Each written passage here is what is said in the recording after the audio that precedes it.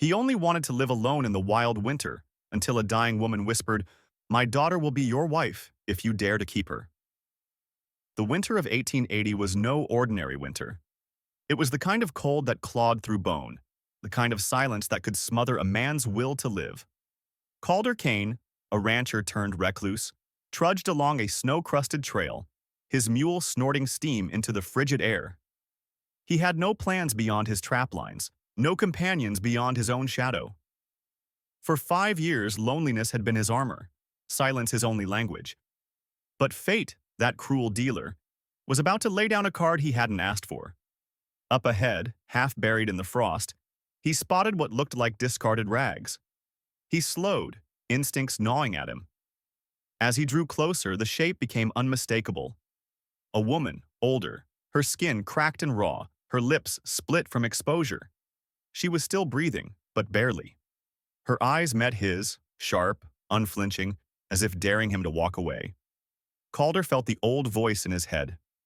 Not your burden, not your fight. Leave her to the snow. He'd listened to that voice for years, but this time, something in her gaze, defiance, not desperation, cut through the armor. He knelt, wrapped her in his mule's blanket, and lifted her fragile frame. She weighed less than a sack of grain, but her presence was heavy with something unspoken. As he steadied her, she rasped words that chilled him more than the wind. "I heard you wanted a wife. My daughter is perfect for you." Calder froze, his breath clouding in the air. Was this delirium? A trap? The old woman's certainty unsettled him more than her frailty. Then came the whistle, sharp, piercing through the trees. From the shadows, another figure emerged, younger, barefoot, watching him like a cornered animal deciding whether to flee or fight. The trail was no longer empty. Calder's solitary world had just cracked wide open, and the silence he had clung to for years was about to be shattered. Forever. From the frozen edge of the tree line, she stepped forward, slow and wary, her bare feet crunching on the brittle crust of snow. Calder's breath caught in his throat before he could stop it. She wasn't a phantom. She wasn't some hallucination summoned by the old woman's fevered imagination. She was real, flesh and bone, curves and shadows, youth and exhaustion fused together into something that felt more dangerous than a rattler hidden in tall grass. Her hair was black as pitch, thick braids laced with leather strips and broken feathers trailing against her shoulders. The dress clinging to her body was nothing more than torn deerskin, its edges ragged, its neckline loose enough to reveal more than modesty would allow. Not deliberate, not seductive, just ruined by time, weather, and misfortune. Her skin, bronze and smooth in places, was flushed red from the cold, and her lips were cracked, bleeding slightly where she bit them to keep steady. But it wasn't her body that struck him hardest. It was her eyes. They locked on him with the wariness of an animal that had been hunted too many times, betrayed too many times, cornered until escape was no longer an option. Her gaze held no plea for kindness, no expectation of mercy, only the razor-thin balance between fight and flight. The old woman's voice broke the stillness like a splintering tree. "We were cast out," she rasped. "Too much jealousy, too much shame. My daughter is strong. She can cook. She can work. She needs safety." Calder's gut tightened. Shame. Jealousy. He understood more from what wasn't said than from the words themselves.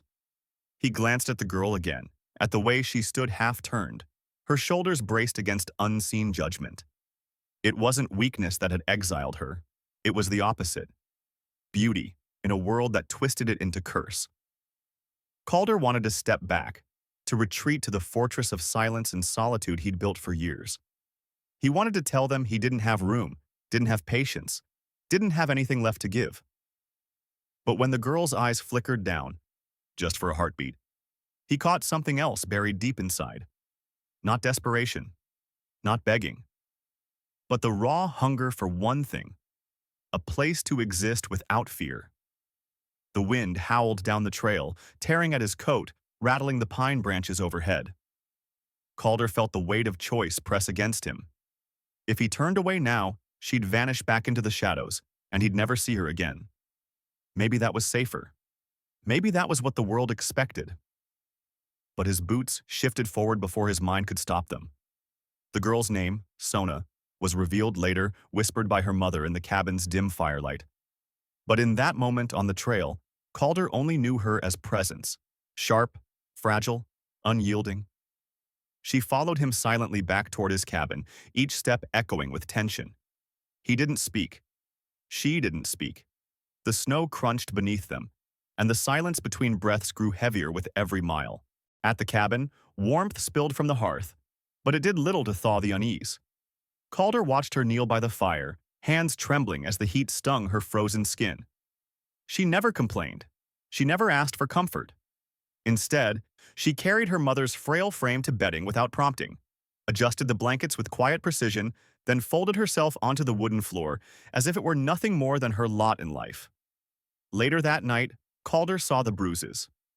Faint, shadowed marks along her ribs and collarbone, ghostly evidence of hands that had tried to claim her. He didn't ask who. He didn't need to. He only knew that whoever had touched her like that would never set foot inside his land alive. But the girl, Sona, didn't shrink beneath his gaze. She carried her scars like she carried her exile, silently, stubbornly, without apology. The days that followed revealed fragments of her truth. How her people turned their backs because men's eyes lingered too long. How whispers called her cursed. How survival had become less about living and more about enduring. When she spoke these things, her voice never cracked, her face never bent. But Calder heard the exhaustion woven between every syllable, the weight of years punished for something she never asked for. That night, when the old woman coughed herself to restless sleep, Calder found Sona staring into the fire, her body wrapped in the tatters of her deer-hide dress. He heard himself say words he hadn't planned. "I believe you." For the first time, her lips shifted, not into a smile, but into something softer. A release. A flicker of trust in a world that had offered her none. And still, danger lingered. Shadows beyond the tree line. The unspoken threat of those who had cast her out. Calder knew they might come looking, not out of love, but out of hate, to erase what they considered shame. If they did, they would find him waiting. And this time, silence would not be his only weapon. Because now, she was here. And he was no longer alone. This is only the beginning of Calder and Sona's story. An outcast girl, a broken man, and a wilderness that wants them both buried in snow. If this tale of survival, trust, and defiance gripped you, don't forget to like this story, subscribe for more Wild West tales, and share it with friends who crave stories that cut deep. The next chapter only gets darker and more unforgettable. The cabin groaned in the wind, as if it, too, had grown weary of standing alone against the winter. Calder pushed the door open with a rough hand, the wood creaking like an old man's bones. The air inside was thick with smoke and warmth, a sharp contrast to the knife-edge cold they had trudged through. He stepped aside, letting Sona and her mother enter first. The mule brayed faintly outside, its breath a ghost in the night, before Calder closed the world out behind him. Inside, silence held dominion. The fire licked at the stones of the hearth, casting long shadows across the rough-hewn walls. Sona crouched by the flames, her thin shoulders trembling, her hands splayed open to catch the heat. She never looked at Calder, but he watched her closely, every muscle of her frame taut as a bowstring, like she expected at any moment to be struck. Her mother, Ada, lingered near the wall, breathing in the warmth like smoke after a drought, her eyes closing briefly with relief. Calder stood awkwardly, gloves in hand, unsure of what to do. He had spent years mastering silence, but now every second of quiet felt louder than a gunshot. He forced himself to speak. "There's stew." His voice cracked the air like a whip. He ladled the thin broth, rabbit, carrots, barley, into chipped bowls and handed them over without ceremony. Ada ate slow, deliberate, with the dignity of someone who knew it might be her last meal. Sona ate differently, cautious but hungry, each bite controlled, careful not to spill, careful not to look desperate. She kept her eyes lowered, though Calder caught the tension in her jaw, the effort it cost her to mask need as restraint. When they finished, he dragged spare bedding from a storage chest, He spread it near the fire. An extra mattress, a few worn blankets. It wasn't much, but it was warmer than the shed or the ground. "You can sleep here tonight," he muttered. Ada nodded in gratitude. Sona gave no response, but her stillness told him she had heard. Later, Calder sat in his chair at the edge of the room, watching from the shadows as the women settled. Sona had draped her torn wrap near the fire to dry, leaving only the battered deerskin dress clinging to her body. In the firelight, he saw the faint bruises, dark rings along her ribs, a yellowing mark at her collarbone. He tightened his jaw, rage sparking like flint in his chest, but he said nothing. He simply banked the fire, turned his eyes to the ceiling, and lay awake listening to the sound of strangers breathing in a space that hadn't held anyone but him for years. Morning came gray and hollow, snow whispering against the shutters. Calder rose before dawn, as always. His boots thudded against the floorboards, waking Sona. She sat near the fire, hair undone, watching the embers with a soldier's vigilance. He caught her glance at him but said nothing. She didn't either. Their words came later, over boiling water poured into tin cups. "Do you want us gone?" she asked flatly. Her voice held no tremor, no plea, only the clarity of someone who had been turned away too many times to expect anything else. No. The answer surprised even him, but it was true. Her shoulders eased just slightly, the first crack in her armor. Days bled into each other, winter thickening around them like a noose. The cabin became more than shelter. It became a crucible. Calder cleared out the shed out back, turning it into a place the women could sleep if they stayed. He didn't explain why. He simply worked, and Sona worked beside him without being asked. She carried old tools outside, stacked boxes, swept the dust with raw red hands. She didn't complain. She didn't ask for rest. Calder found himself watching her more often than he admitted. Watching her strength, watching how pain had forged her rather than broken her. One night, as snow howled outside, Calder finally asked the question that had gnawed at him. "Why'd they cast you out?" Sona stared into the fire for a long while before answering. "They said I brought shame. They said men looked too long. Said I was a curse, a temptation." Her voice did not waver. She didn't cry. But beneath the steel, Calder heard it. The fatigue. The years of being punished for her own skin, her own shape, her own existence. "I didn't ask for any of it," she said. Calder held her gaze, steady and certain. "I believe you." For the first time, her features softened. The tension in her mouth eased. She looked at him not as another man ready to claim or condemn her, but as something rare.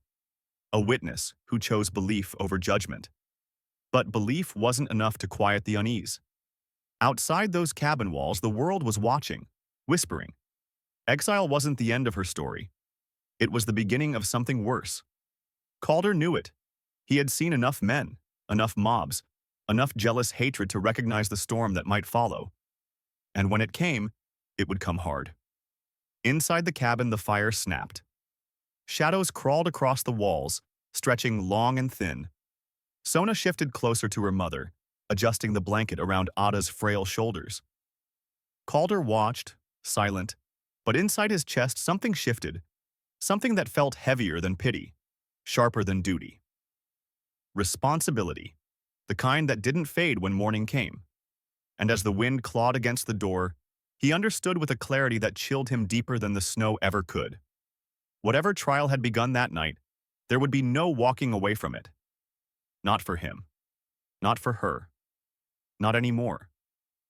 The days inside Calder's cabin thickened with silence, the kind that wrapped itself around the rafters and pressed down like a storm waiting to break.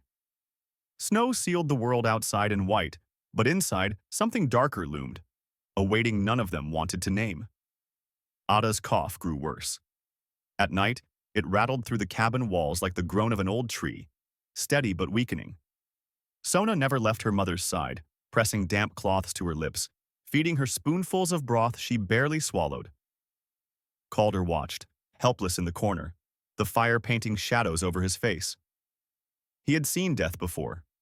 Too much of it. And he knew the signs when it came crawling. One evening, when the fire was low and the wind screeched through the cracks, Ada beckoned Calder closer with a hand so frail it looked like bone wrapped in paper. Her eyes were dim but sharp, the last sparks of a flame that refused to die quietly. "You," she whispered, her voice a rasp that clawed at his chest. "Come here." He knelt beside her, the boards creaking under his weight. "You're quiet," she said. "That's good. Men who talk too much do nothing." Her words landed heavy, like stones dropped in water. Sona's eyes flicked toward them, startled by the strength in her mother's voice. "You'll bury me soon," Ada continued, her gaze drilling into Calder, "and she'll be alone." "Don't!" Sona cut in sharply, reaching for her mother's hand, her face twisting. "Don't say that." Ada silenced her with a look, then returned her stare to Calder. "She's strong, but she doesn't know how to stop surviving. Don't let her die that way." Calder swallowed hard, something twisting deep in his chest. He wanted to protest, to push back against the weight being thrust onto his shoulders. But when he looked at Sona, her jaw clenched, her hands trembling as she clung to her mother, he knew there was no denying it. "She won't be alone," he said finally, his voice low, steady. Ada's lips curved into the faintest ghost of a smile. Her eyes fluttered shut. "Good." The room was silent except for the wind and the crackle of fire. Calder sat back slowly, his heart pounding like a drum. Sona pressed her forehead against her mother's shoulder, her breath coming in ragged pulls. For a moment, Calder thought the old woman had slipped away right then. But she clung on, the breath shallow, thin, defiant. That night, Calder couldn't sleep. He sat by the fire, watching its glow dance over the faces of the two women. Sona curled against her mother, her fingers locked around Ada's fragile hand. In the middle of the night, the silence was broken by quiet sobbing. Sona's shoulders shook, her face buried against her mother's chest, the grief leaking out after too many nights of holding it in. Calder crossed the room and knelt beside her. He didn't speak at first, only rested a hand gently on her back. She didn't flinch. She didn't pull away. "She's not gone yet," he whispered. Sona nodded into her arm, but the tears kept flowing. Finally, she turned, pressing her forehead into Calder's shoulder. The contact startled him. How light she felt, how small, yet how heavy with grief. He wrapped an arm around her, holding her not like a man claiming something, but like a man who knew the raw, unfixable ache of loss. "I'm here," he murmured. And for the first time since she had stepped from the trees, she let herself lean into someone else's strength. The morning after was different. The air inside the cabin carried a stillness that told Calder before he even looked. He found Sona kneeling beside her mother, motionless. Ada's face was calm, her lips parted slightly, her chest no longer rising. "She's gone," Sona said softly. Calder nodded once, unable to speak. Sona leaned forward, brushing a strand of gray hair from her mother's face, pressing her forehead gently against Ada's.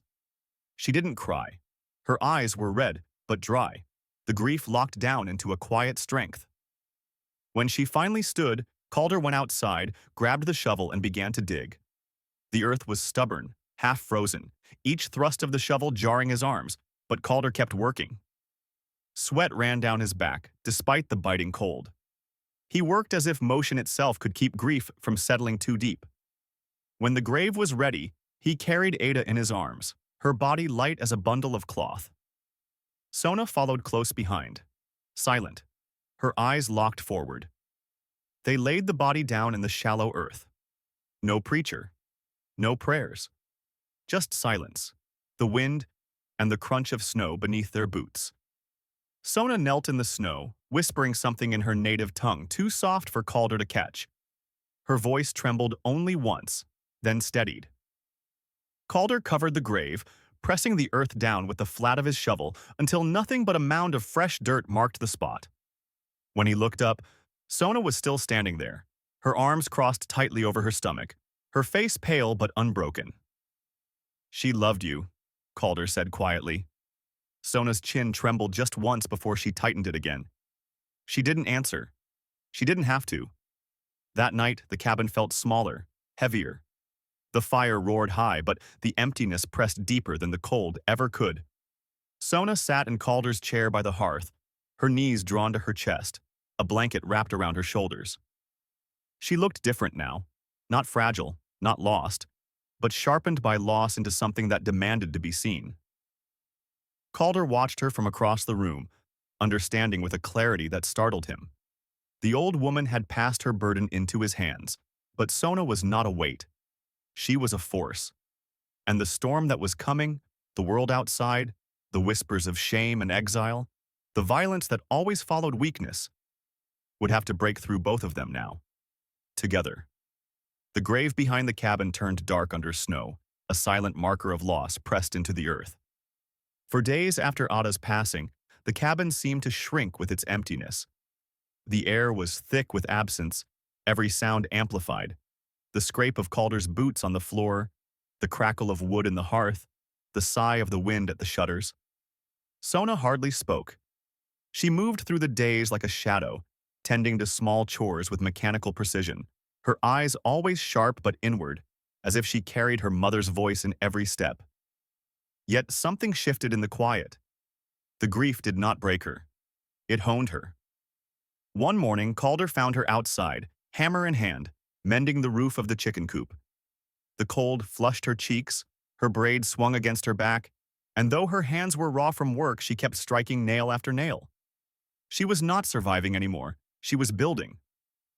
Calder stepped closer, his voice low. "You don't have to do this?" Sona didn't look up. "I know. That's why I want to." Those words hung heavy in the cold air. It was not obligation that drove her. It was choice. Through the weeks that followed, their lives wove together with quiet certainty, chopped wood while Sona carried it in. She swept the floors while he repaired fences. When one reached for a tool, the other was already holding it out. They didn't speak much, but the silence between them was no longer empty. It was fluent, a language born of trust. But even trust couldn't erase the fear that lingered outside the cabin walls. At night, when the wind shifted, Calder thought he heard footsteps in the snow, whispers carried from the tree line. Sona never admitted it, but sometimes her eyes darted to the door too quickly, her shoulders stiff when the mule brayed at nothing. The world that had cast her out had not forgotten her, and Calder knew one day that world might come knocking. Still, inside a different truth grew. One evening, as the fire painted their faces in amber glow, Sona sat across from Calder, her dark eyes steady. "If I stay, you need to understand something," she said softly. "I'm not broken, I'm tired. There's a difference." Calder nodded, his jaw tightening. "I know." Her lips trembled, not from fear, but from resolve. "I don't want saving. I just want to stop running." He leaned closer, his voice rough but sure. "Then don't, not anymore." The kiss that followed was not desperate. It was steady, built from days of silence, small acts of care, and the kind of patience that forged iron. When she pressed against him, it wasn't surrender. It was declaration. The cabin, once nothing more than timber and stone, became something else. A home. A place where grief and solitude bent into something stronger. By spring, snow began to thaw, and green shoots pushed through the frozen ground. Calder and Sona worked side by side in the fields, planting seeds in earth that had once known only silence. At night, she slept in his bed, her hand on his chest, his arm around her waist, their breathing matched in rhythm like two souls that had finally decided not to walk alone. Still, the storm outside waited. Calder knew that when men came, if men came, they would not find a weary exile and a broken recluse. They would find something far more dangerous. Two people who had chosen each other, who had chosen to fight not just for survival, but for a life worth keeping. And in that, there was no turning back. If this tale of survival, love, and defiance struck you, don't forget to like this story, subscribe for more Wild West tales, and share it with others who crave stories of grit, loss, and hope. The frontier is never silent, and neither are the hearts that fight to endure it. The cabin no longer echoed with emptiness. It pulsed with life. Footsteps, laughter, the steady rhythm of two souls who had found each other in a world that wanted them forgotten. Calder had buried silence with the snow, and Sona had laid her grief in the ground beside her mother. What remained was not survival, but belonging. Together they carved out a fragile peace, knowing danger still lurked beyond the pines. Yet when the wind howled, they faced it side by side. For the first time, the frontier felt less like exile and more like home.